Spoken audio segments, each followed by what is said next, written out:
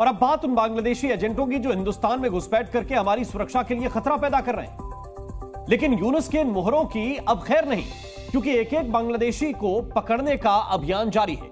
दिल्ली में एक बांग्लादेशी महिला गिरफ्तार हुई है जो फर्जी नाम और फर्जी कागजात के जरिए 20 साल से यहां पर रह रही थी, लेकिन उसका खेल अब बेनकाब हो चुका है। आइए आपको बताते हैं कि भारत में कट्टरपंथी यूनुस के कितने एजेंटों पर अब तक शिकंजा कसा जा चुका है।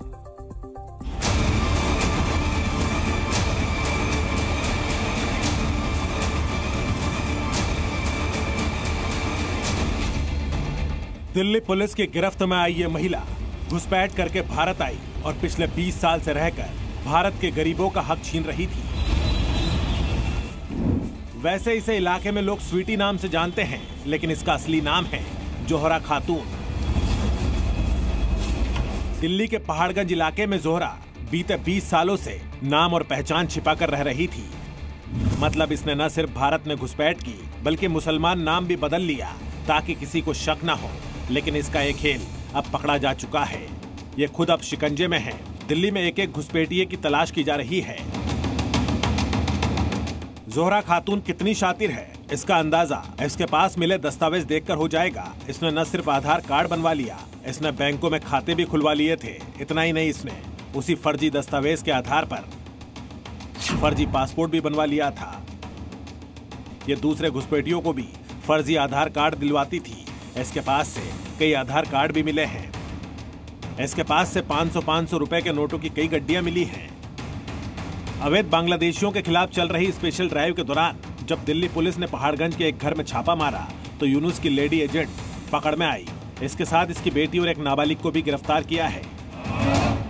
चौंकाने वाली बात है कि इसके पास से बांग्लादेश और भारत दोनों देशों के पासपोर्ट मिले हैं। 20 ईयर से ऊपर से दिल्ली में रह रही। ओरिजिनली बांग्लादेश में उसका नाम जोहरा खातून था और वो इंडिया में आने के बाद स्वीटी सरकार अलियास ब्यूटी हवलदार के नाम से उसने एक अपना आइडेंटिटी बनाया है और यहाँ पर उसने अपना फेक एजेंट एक पासपोर्ट बनाया बेस्ड ऑन फेक डॉक्यूमेंट्स। इस पर्टिकुलर पासपोर्ट में उसने अपना प्लेस ऑफ बर्थ जो है दिल्ली क्लेम किया है और उसने इस एक छतरपुर एन्क्लेव का एक एड्रेस देकर ये पासपोर्ट बनाया है। दिल्ली अवैध बांग्लादेशियों का अड्डा बन चुकी है और यूनुस के ये मोहरे जांच एजेंसियों के रडार से बचने के लिए कैसे कैसे हथकंडे अपना रहे हैं। इसका सबूत है पिछले महीने पकड़ में आया एक बांग्लादेशी जो किन्नर बनकर दिल्ली में रह रहा था। इसे 22 जनवरी को विकासपुरी इलाके से गिरफ्तार किया गया। लेकिन ये बांग्लादेशी घुसपैठिए अब बचने वाले नहीं हैं, क्योंकि दिल्ली में अवैध बांग्लादेशियों की धरपकड़ का अभियान दिल्ली पुलिस चला रही है और उन तमाम झुग्गी बस्तियों में दस्तावेजों की जांच कर रही है जहां यूनुस के एजेंटों के छिपे होने का शक है। दिल्ली पुलिस ने 9000 संदिग्धों की पहचान की है और 21 बांग्लादेशी घुसपैठियों को गिरफ्तार किया गया है, जिसमें 18 को डिपोर्ट कर दिया गया।